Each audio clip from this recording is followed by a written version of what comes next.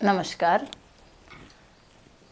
वैदिक पेरेंटिंग के अंतर्गत बहुत से प्रश्न आते हैं और उसमें मुख्य प्रश्न आज के काल में ये हो गया है कि मोबाइल का एडिक्शन, जिसके ऊपर जितने वीडियो बनाए उतने कम है, ऐसा मेरे कमेंट पढ़ने से या फिर जो प्रत्यक्ष में सुझाव आते हैं ये सोच के ये देख के लगता है।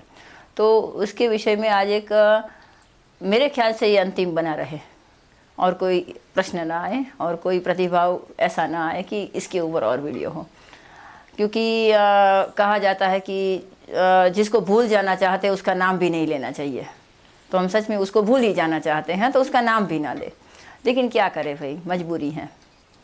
तो उसमें एक सुझाव ऐसा आया है कि मेरी सुझाव तो नहीं, प्रश्न कहिए कि मेरी 9 साल की बेटी है। अब आपने जो बताया वो तो 5 साल तक बच्चों तक का हुआ।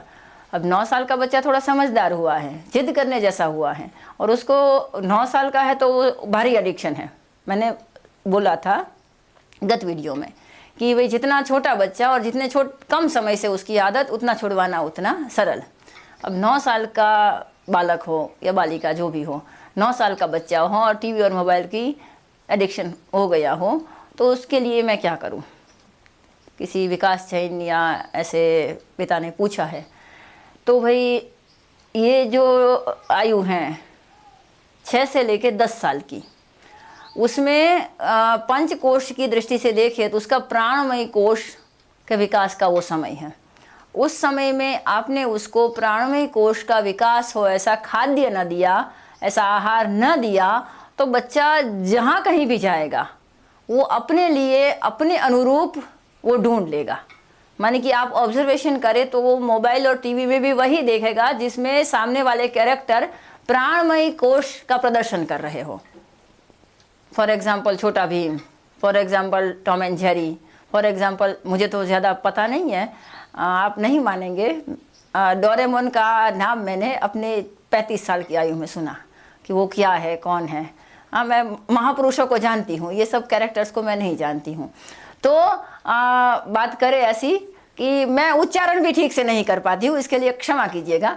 तो ये सब कैरेक्टर्स का बच्चों के ऊपर प्रभाव रहता है। क्यों रहता है? क्योंकि देखिए वो सब जो भी काम करते हैं ना, पराक्रम के काम करते हैं, ऐसा करते हैं कि भाई वो आप अब देखते रह जाएं, और वो ऐसे चमत्कारिक तरीके से करते हैं कि सच में वो असंभव ही हो, फिर भी वो कर देते हैं। तो वो बच्चों को देखना अच्छा लगता है। तो आप उसका ऑब्जर्वेशन नहीं करते हैं, ज़्यादातर माता पिता नहीं करते हैं कि इसके समान रूप हम क्या उसे दे सकते हैं। तो पहले उसको ऐसे साहसिक खेल खिलवाइए। घर में संभव ना हो तो गार्डन में ले जाइए, पार्किंग में ले जाइए और 10 बच्चों को उसके साथ जोड़िए। देखिए, ये प्रश्न को व्यक्तिगत मत बनाइए, ये प्रश्न सामाजिक प्रश्न है। हर माता पिता अपने बच्चों को मोबाइल के एडिक्शन से छुड़वाना चाहता है, लेकिन दूसरे मित्रों की संगति में नहीं आने देना चाहता है, क्योंकि प्रत्येक व्यक्ति को दूसरा बच्चा बुरा लगता है, अपना बच्चा सही लगता है। कि औरों की संगत से अच्छा है वीडियो गेम्स की संगत कर ले, औरों की संगत से अच्छा है कि वो मोबाइल पे गेम की संगत कर ले, औरों की संगत से अच्छा है कि वो टीवी देख ले। लेकिन ये बात सरासर गलत है। आप उसकी आयु के लड़के लड़कियों के साथ या जो भी है, आप मानते हैं कि लड़कियों को लड़कों के साथ नहीं खेलना चाहिए, ये है वो है, तो ये मान्यता भी छोड़ दीजिए। इस आयु में लड़के लड़कियां साथ में खेले, कोई बुराई नहीं है। 9 साल तक, 12 साल तक तो उसको कंपनी दीजिए। अच्छी कंपनी में बुरी कंपनी अपने आप छूट जाती है, सीधी सादी बात है। किसी बच्चे ने, छोटे बच्चे ने हाथ में चाकू ले लिया तो हम उसको छीन के थोड़े ही हाथ से झपेटते हैं, हम उसको प्रेम से ले लेते हैं, उसके बदले में उसको कुछ खाने की चीज़ थमा देते हैं। ये सीधा साधा गणित है। जैसे छोटे बच्चों के साथ ये व्यवहार करते हैं, उसी प्रकार 6 से लेके 12 साल की आयु तक के बच्चे के साथ यही स्ट्रेटेजी अपनानी है कि आप उसको अच्छी संगत दें, तो बुरी संगत से अपने आप छूट जाएगा। यदि कोई मित्र नहीं मिल रहे हैं उसको अपनी आयु के, तो आप खुद उसके साथ खेलें। कबड्डी, खो खो, वॉलीबॉल, फुटबॉल, जो भी खेल में आपको रुचि हो, नहीं है तो निर्माण कीजिए, वो खेल उसके साथ खेले। मैदानी खेलों से थक के वो आएगा या आएगी, जो भी बच्ची हो, तो थोड़ी देर उसको रिलैक्स होने के बाद कोई ना कोई घरेलू खेल, माने कि अंत्याक्षरी हैं, माने कि चेस हैं, माने कि लूडो हैं, ऐसे बहुत सारे बोर्ड गेम्स भी हैं, तो उसमें उसका मन रमा रहेगा, तो वो मोबाइल अपने आप छोड़ देंगे। दूसरा है कहानी। उसको कहानी सुनाइए, ऐसी कहानी सुनाइए जिसके जो चरित्र हैं, जिसके जो कैरेक्टर्स हैं वो समान हो प्राणमय कोश के लेवल वाले, जैसे जो वो मोबाइल पे देखते हैं। पहले तो ये अवलोकन करना पड़ेगा कि बच्चा मोबाइल या टीवी में देख क्या रहा है, उसकी रस रुचि कौन सी है, तो उसी रस रुचि का भोजन हम उसको ऐसे लाइव में तैयार करके दे। माने कि वो चलचित्र, उस कोई बच्चा नाटक पसंद करता है तो हम अपनी कहानी को ऐसे सुनाए कि जैसे नाटक का रोल प्ले कर रहे हैं हम कुछ।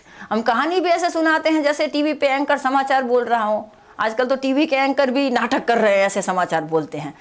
तो हम थोड़ा हाव भाव के साथ कहानी सुनाएं, न केवल पढ़ के सुनाएं। कहानी सुनाने भी एक कला है और उसके बारे में भी हम आगे मार्गदर्शन करेंगे। लेकिन ये बात ध्यान रखें कि 6 से 12 साल के बच्चे को इस हिसाब से टोकना, रोकना और ठोकना बिल्कुल गलत बात है, क्योंकि आदत डाली हमने है। देखिए, गलती बच्चे से भी ज़्यादा माता पिता की है, तो इसका स्वीकार करें और सुधार पहले इस प्रकार से करें। रोकने से, ठोकने से या पीटने से कुछ नहीं होगा। हम उसका ध्यान दूसरी जगह पे लगाएं तो अवश्य 9 साल की या 15 साल के बच्चे की आदत में भी सुधार आ सकता है, अवश्य आ सकता है। तो ये इसके विषय में आप ध्यान दीजिए, अपने बच्चे के साथ खेलें। नहीं खेल सकते तो उसको अच्छी कंपनी दीजिए। हो सकता है यदि संभव है तो उसको बड़े बुजुर्गों के साथ जोड़िए। बड़े बुजुर्गों के पास कहानियों का भंडार होता है, अनुभवों का भंडार होता है, उसके पास खेलने के लिए पर्याप्त समय होता है। तो अपने घर में जो भी बड़े बुजुर्ग हैं उसके साथ बच्चों का लगाव हो, ऐसा वातावरण निर्माण कीजिए।